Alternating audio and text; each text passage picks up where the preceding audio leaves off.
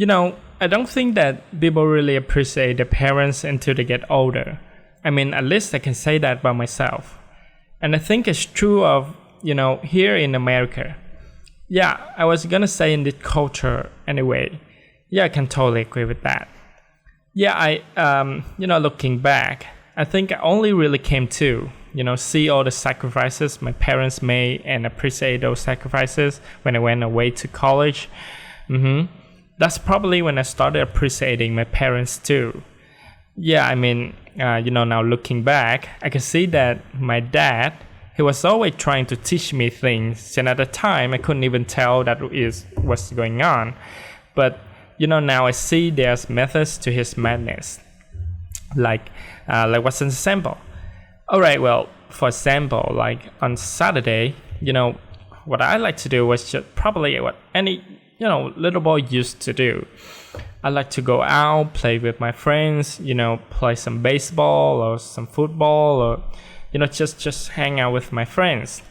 Well, my dad, on the other hand, he was really strict and he ran a tight ship. I'm telling you, I mean, I think there was this unspoken motto that he had, which was my way or the highway. So come Saturday morning, it was time to do some work, and so it was time to spoil the fun that I wanted to have. So he'd say something like, hey, totally you have to change the oil on the car, and I'll show you how to do it. Oh boy, I'll be thinking, that sounds like fun, Or like, another time he'd say, okay, we have to change the brakes today. And I think that I'll show you how to do it this time, and you can do it next time. And I'm sitting there, I must be 11 years old, I'm thinking to myself, I'm not gonna remember how to do this, I'm not gonna retain any of it. But sure enough, he showed me how to do it. And, now looking back, I can see that it was probably something that he wanted to make sure I knew how to do as I grew older. But I didn't really pay attention, I couldn't appreciate it at the time. Yeah, my dad taught me something about the car. Not as detailed as changing the brakes or changing the oil, but he taught me basics just like checking my fluids, like power steering fluids, brake fluid, the oil. At the time, I would treat him teaching me. I wouldn't retain it, I wouldn't forget, so he would constantly be teaching me.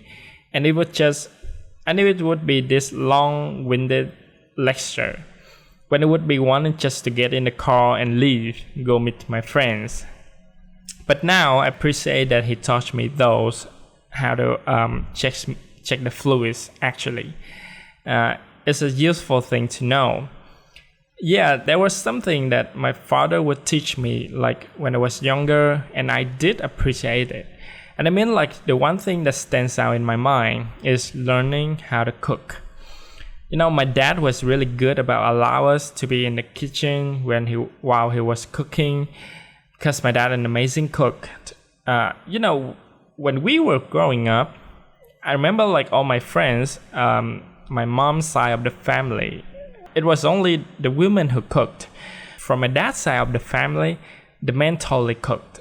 I mean, I just say my dad was a great cook. He learned it from his father, my grandfather, who was a great cook, my grandfather's brother, my great uncle, he was a great cook.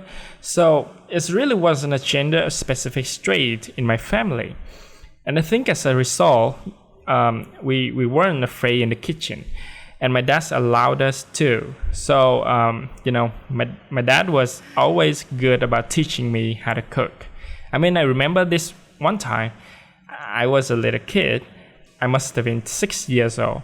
I wake up on a Sunday morning, and I go downstairs and say, hey, Dad, can you make me French toast for breakfast? And I remember he saying something like, okay, yeah, I'll make it for you. I'll teach you how to make it. And then the next time you make it for me. So I was thinking, this is great. I'm going to be able to make French toast for myself whenever I want. And then, also, I wanted to try and impress my dad. So I wanted to make it for him too. So that was something that was a bonding experience with my father and I as well.